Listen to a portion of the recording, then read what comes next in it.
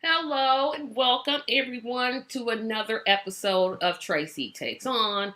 I'm Tracy. I'm glad that you're here. This is probably going to be a very short show.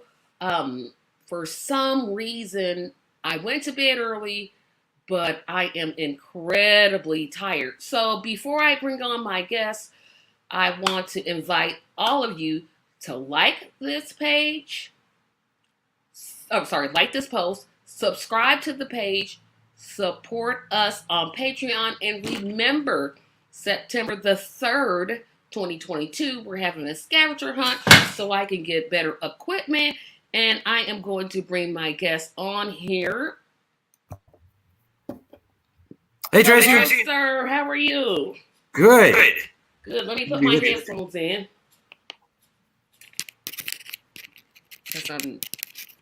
Oh, if I could get it in here.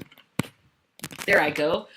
Okay, so for everyone in the audience tonight, just let everybody know we are talking about student loan debt relief. That is the topic for tonight. And of course, I have a ton of questions because there's just a lot I don't understand about it. So I'll start off with my questions here in a second. I'm going to check to see who's in. Hello, Marlon. Yes, you are first. So I want to talk about, of course, we know the history of student loans. College has increased, so you had to take out loans so you can afford college. When back in the day, college was either free or very, very low cost. And there's a couple of options that the president by himself has that he can exercise. He had promised a $10,000 elimination of debt. That hasn't happened yet. Or he could just totally eliminate it. But I want you to kind of give the audience an idea of where we stand at now and kind of like the history of your organization. Sure. Well, I mean, you hit the nail on the head. The cost of college has gone through the roof, and this lending system has gone out of control, Tracy. You know, when they first rolled it out in 1965, they said the loans were going to be interest-free, free of interest is what they said. Today, $100 billion a year clicks off on our backs, and we're seeing some just crazy college prices now. And my best guess is that somewhere around 85% of all borrowers out there now are never going to be able to repay their loans. Even before the pandemic, nearly 2/3, 64.3% of all borrowers weren't even paying on their loans anymore. And even if you take the people in college out of that, it's still over half. So this lending system has gone out of control. And before the election, it's what you said. Biden said he'd cancel $10,000. Biden said that he would return bankruptcy protections to the loans too. And that's a very important point. A lot of people don't realize that student loans, unlike every other loan in this country, have been stripped of bankruptcy protections. It's terrible. You know, Biden was also saying before the election, if you went to a public college or HBCU and you earn less than $125,000 a year, I will eliminate your debt, is what he said. That's almost an exact quote. So, and then, within a couple of weeks after the election, he was saying, oh, I'm not going to do that. I don't have the power to do that. I can't do that. He can do that. He's got all the power he needs to cancel every nickel of federally owned student loan debt. And that's like 87% of all loans. So he can do it. Yeah, and I don't want to interrupt because we're going real good. We got another comment coming in here, and I want to get to my question because I got hello, Theus. Okay, so you said something very important that I don't think a lot of people understand in terms of why. Personally, I think Biden made a promise. I don't think he thought he was going to win, so he thought, okay, I'll never have to keep this. And now he's like, uh-oh. But people don't realize that Biden was the one that wrote the law that said that you couldn't put your student loan on bankruptcy. Am I wrong about that? No, Tracy, you are right. In fact, of all sitting, living, serving politicians in this country, Joe Biden probably deserves more credit than any living serving member of Congress or as the president for getting bankruptcy gone from student loans. Back when he was a junior senator in 1977, he was a surprisingly key guy sitting on the committee that initially began taking away bankruptcy protections. And in 2005, he deserves a huge amount of credit for getting bankruptcy gone from private student loans. So Joe Biden's got a lot of baggage in his trunk. And I mean, I see this as a real character test for him. He is in a unique position of being able to atone for the bad things that he did. See, I'm going to disagree with you. Yes. Oh, we got another comment coming in. Well, they're flying in today. Interesting how the starter student loans and unmeasured people. Yeah, that's also another. Yes, that's a very important point. Let me, if I could just comment real quickly on that one, Tracy. You know, please do. This whole thing started with, arguably, with something called the Powell Memo in 1972.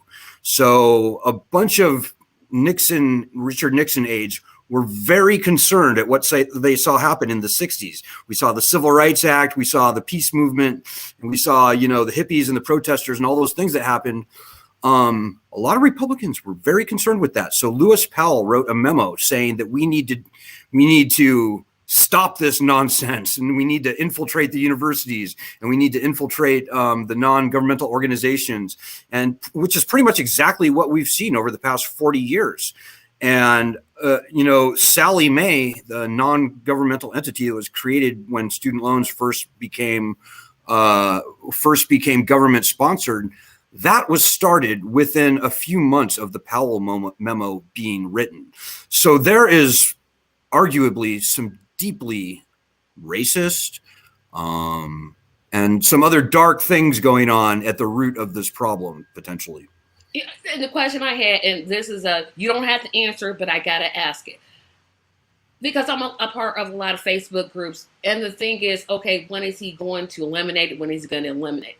My question has always been, if he wrote the bankruptcy law saying that you can't add this to your bankruptcy, what makes you think all of a sudden he's just going to have this kumbaya, open the sun, I see everything in the clearing. Now all of a sudden I'm going to eliminate $10,000 and then keep my original promise of, if you go to a HBCU and you make a certain amount of money, I'll forgive all debt.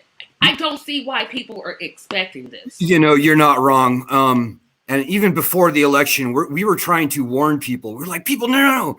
I know he said that, but no, this guy's a bad guy. We did not endorse Biden, by the way. We could have endorsed like Elizabeth Warren, probably, maybe Bernie Sanders, but not Joe. We knew that he didn't mean what he was saying. And, old dog, hard to learn new tricks. Leopard never changes his stripes, that kind of thing. I'm with you on that. And we knew Biden was going to be tough, and he's being every bit as tough as we thought. And that's why there's a bill in Congress right now, S-2598. This bill will return limited but pretty good bankruptcy protections to federal student loans. Once that bill gets passed, we're going to have finally a lot of leverage. The people are the borrowers, we're finally going to have a lot of leverage back on our side. We're going to finally have that toothpick of power of, nobody wants to file for bankruptcy, but having that power back on your side is critical. When we get that power back, it may well be that Biden simply has to cancel loans. I mean, with staring at the threat of 25 million people flooding the bankruptcy courts, it'll become pretty obvious that no matter who's sitting in the president's seats, they kind of have to. Yeah, and you brought up that bill, and I'm so glad you did, because it could pass the House, but then there's this other place it has to pass. And that's what I call the United States Senators' House of Clowns. The good old boy group, yeah. Yeah, the good old boys, I don't see it happening. Maybe you're more hopeful than I am. Well, here's the thing. This bill, it's actually originated in the Senate. It actually has a few Republican co-sponsors on it. See, here's what's going on with the Republicans. Now, we're a nonpartisan group, I should say. We don't like really either party, honestly, but the Republicans, honestly, have tended to oppose us at every step of the way over the past 20 years that I've been doing this, and even before. This bill has two Republicans on the bill. And we've never seen that before. I think the Republicans are waking up to the fact that this lending scam is done. It's finished. And it's hurting the red states right now. You look at the worst hurt states, and we're talking states like Georgia, Texas, Florida, Alabama, North South Carolina, Tennessee. Those are all Indiana. Those are all the worst hurt states. And Republicans are finally starting to lose elections because of it. Like Georgia, for example, there were 2.5 million borrowers, distressed borrowers that went to the polls November 2020, and they decided the outcome of those elections. So we're finally getting the Republicans to come around, at least on bankruptcy. And so, and I'm telling you, it's the first most important thing that has to happen. Nobody wants to file for bankruptcy. It's a terrible thing to have to do. And hopefully few people should even have to. But we've got to get that, at least that toothpick of power back on our side. Because Biden, as you rightly point out, Biden's terrible. And he wants to turn these loans back on. And so everybody else definitely does. Does. So everybody else should think to themselves, do you want to face that without bankruptcy back on our side, like naked and vulnerable, and with our, very exposed and vulnerable to the collection companies? Or do you want to at least have that little bit of power on your side when they turn these loans back on? It's a pretty simple choice. But it's not very obvious, though. A lot of people don't realize. A lot of people go, I don't want to file for bankruptcy, but that's not the point. The point is we've got to have the leverage, the threat of bankruptcy back on our side. Yeah, because the only people you're going to just clog up the courts with a bunch of cases. Could you imagine 25? Now, some of us have filed bankruptcy before, so we're just FYI. But I would like for you to talk about, or maybe I could talk about this, and then you could add on if you want to. As a person that has student debt and finally has decided, this is what I want to do as an adult. Now I have to go to college. I can't go to college because I have this debt, but I can't pay the debt because it's too high. And you can't, of course, get a job in the field without a degree. So it's this kind of circle where it's just you're spending and you can't get out of it. That's exactly what it is. The point of this thing was to educate the citizens. That was the whole point. So people could better their lives, move up in the world. And exactly the opposite is happening for around 80% of the borrowers. And I don't want to make this a racial thing, but I'm just going to say African Americans are hurt way worse than average by these loans. And they are targeted by some of the worst schools in the country. And any kind of diversity, et cetera, goals that we might have as a country, this student loan system is a knife in the back. It's just exactly what is not good.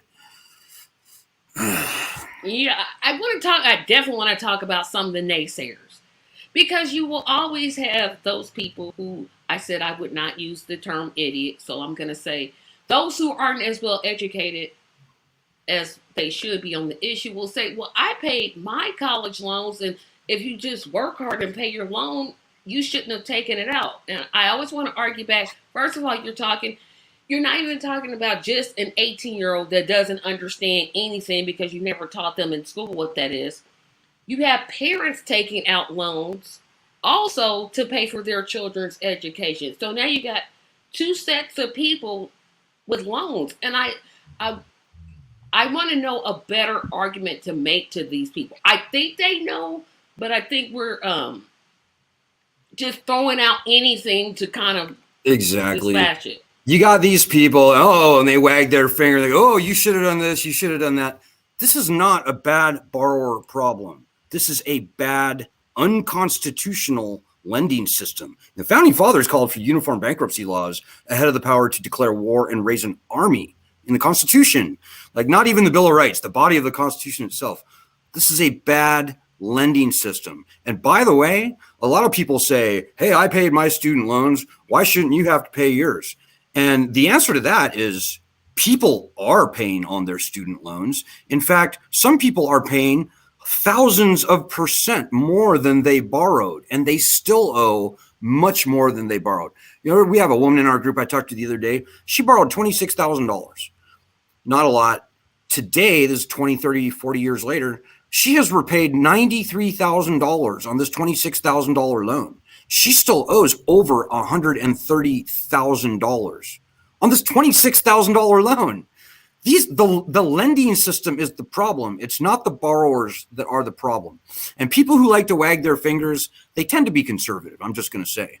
And this lending system is wrecking the red states, and no conservative should be good with that. This is a big government monstrosity. Conservatives claim to hate big government. So there's a lot of things that you can say. I actually, funnily, I went on Fox News last Friday, and if you look at our Twitter feed, Student Loan Justice #1, you can see that interview. It's like 3 minutes.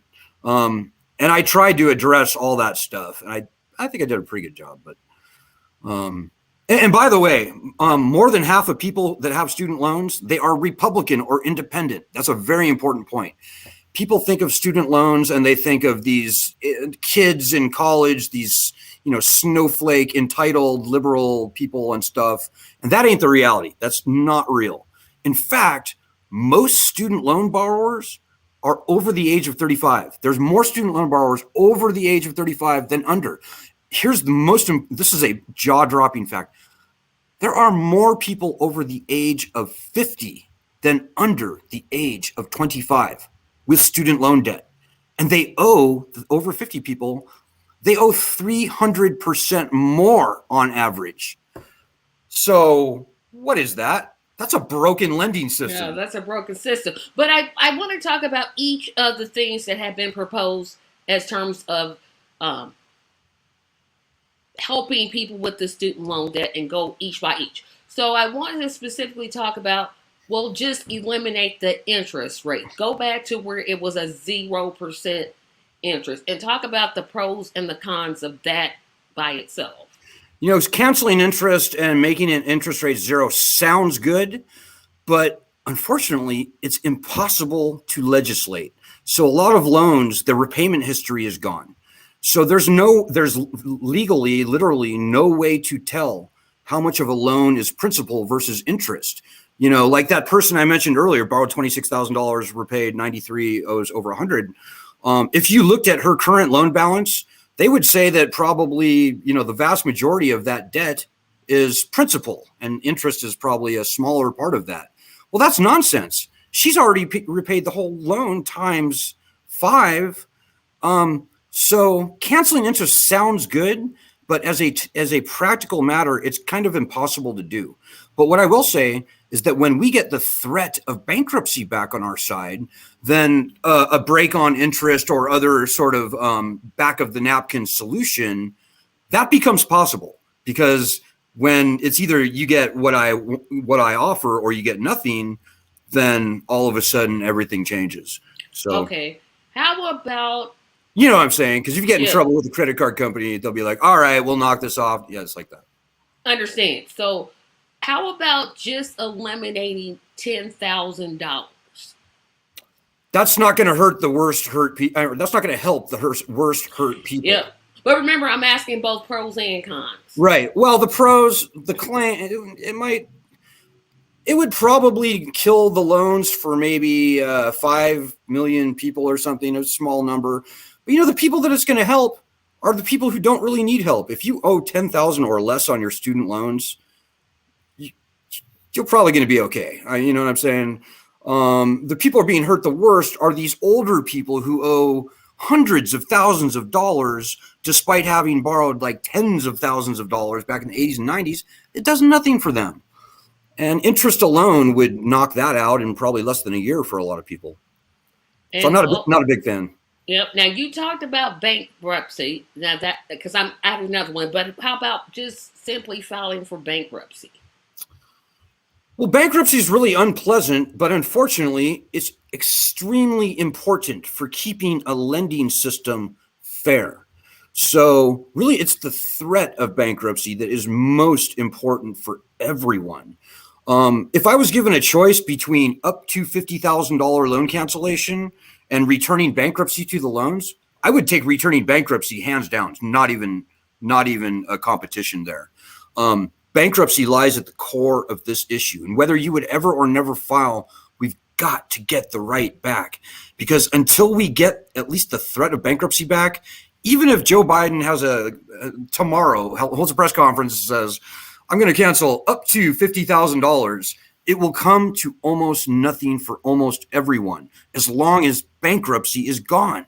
And I know it's hard to understand, but as long as bankruptcy is gone, the Department of Education, Joe Biden, his people, all the swamp people, they're going to say up to $50,000, and they'll go, okay, you get 13 grand. You get nothing because you earned too much. You get nothing because you didn't fill out your form right.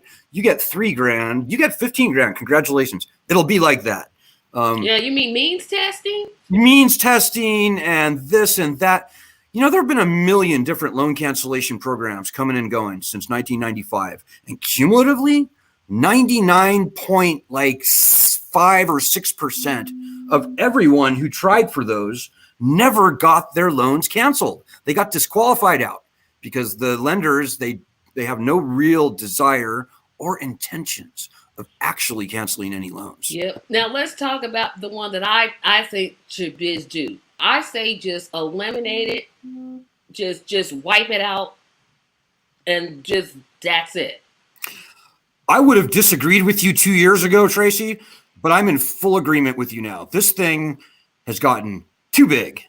It's too dangerous. It's hurting too many people across the board. You know, we just got through throwing trillions of dollars of stimulus out to the country, these PPP loans that don't need to be repaid, which mostly went to wealthy people, by the way.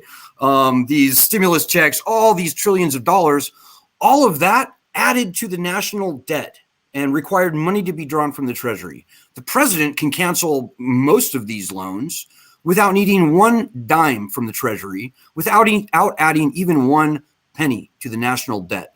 So if we're talking about stimulus, this is by far and away the easiest, cheapest way to stimulate the economy. And so I think I think that's what frustrates. Oh, we got another comment coming up here. I think you'll want to talk about this one. Let's see. Yeah, that's a great comment. Complex mind, simple man. You're right. And I think most people realize that. And, you know, in an average year, fewer than 1 million people file for bankruptcy for any reason.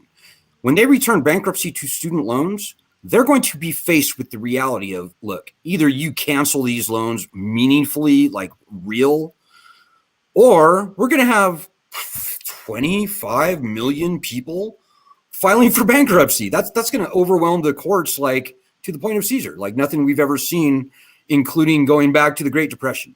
So when we get the threat of bankruptcy back, everything changes. Everything. Yeah, because I think, like you said, you're talking about just the threat, not actually going in there and actually filing. It ain't going to happen because the courts just can't process that many cases. It's just logistically impossible. So.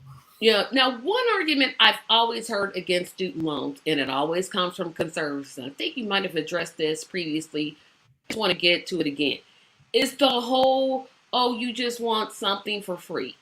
You just want socialism. We don't need socialism. I love that. I love that attack. And what I say is whether you know it or not, sir, it's usually a man.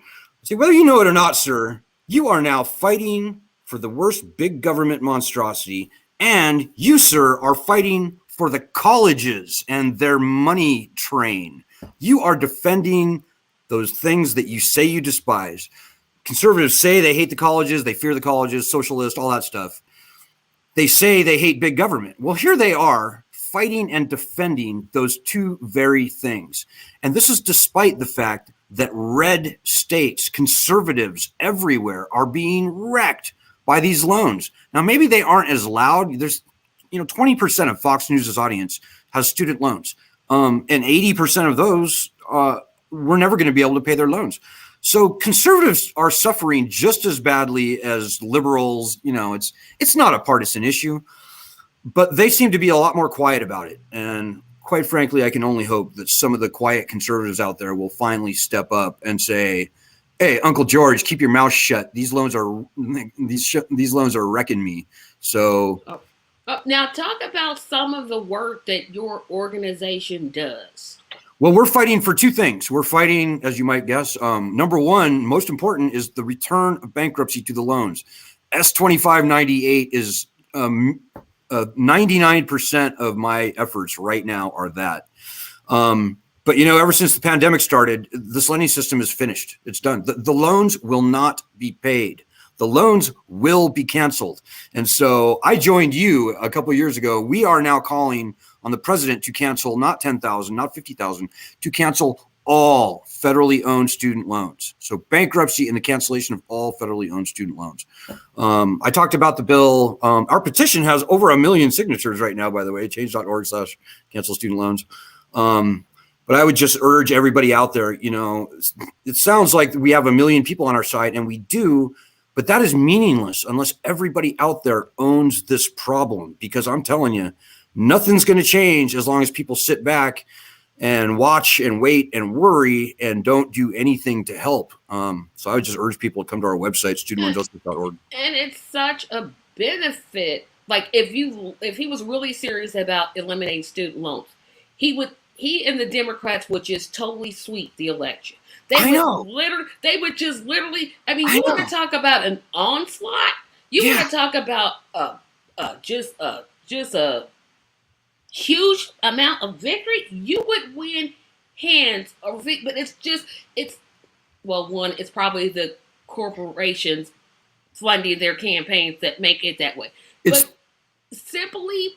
Because 10,000 to me, that's just a joke. I'm like, why are you playing? Yeah. Stop doing that. But if he would just say, okay, we're going to eliminate everything. That's money to buy a house. That's money to pay your bills. That's money to reinvest in yourself. To just, I don't know, a car note, repair your car. I mean, that's so much money coming in. I don't see the downside. But apparently, Joe Biden sees the downside and just has decided, okay, I'm not doing anything. The downside is that his buddies at the golf club are going to start giving him hard looks if he does that. That's the downside for Joe Biden, I think. But the reality is, Tracy, this lending system is dead. The loans will not be paid. You can cancel them now, or you can cancel them later after you piss off 50 million people to the point of blood shooting out of their eyes, which is what the Democrats are flirting with right now. If they were honest, they'd clear the decks. They'd have maybe a pretty good chance at holding power in the House and the Senate, and potentially spend the next 6 or 7 years reinventing this, funding of the colleges in this country. Because they can either pretend for the next 2.5 years that this lending system is viable, or maybe if they cancel all the loans, maybe they'll hold on to power. Yeah, and I love this excuse. Oh, we need legislation. Well, gee, there's legislation now.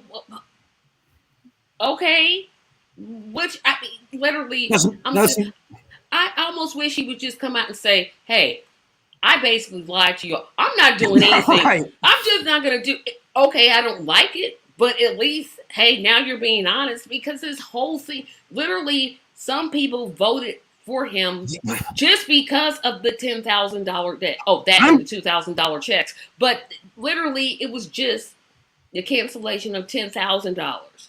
Although, again, it should be 100% cancellation. But again, that's not the discussion for this evening. I'm right there with you, Tracy. Joe Biden is just like, what are you doing? I mean, no president, including Trump, has lied to us blatantly as Joe Biden has lied. And I'm guessing 10, 15 million people either got up and voted for him where they wouldn't have voted before, or maybe they would have voted for Trump based on those two promises. And the Democrats are playing with fire, Tracy. I'm telling you, I can see it. The people on my group, maybe 3%, I think, would vote for Biden today.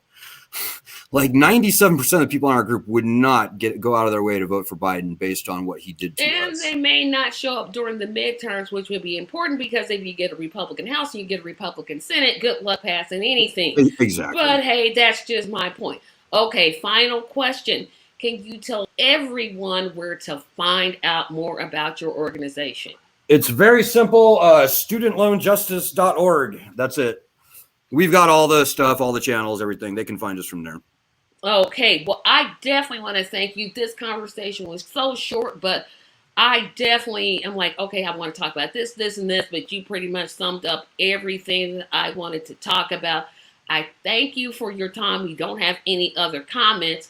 So everyone, please remember to visit my website at tracymediallc.com. That's where you'll find my Patreon. That's where you'll find the link to the scavenger hunt. Remember to like this page, subscribe. Please subscribe. I'm trying to get to 70 subscribers so bad. I want to hit 70. Please, please, please, please subscribe. Thank you, Alan, for coming, and I hope to do this again. I hope so too, Tracy. Support Tracy. She's got it going on. It's a very important show. Thank you so much, and have a great evening. And everyone, thank you for watching, and we'll see you next Monday.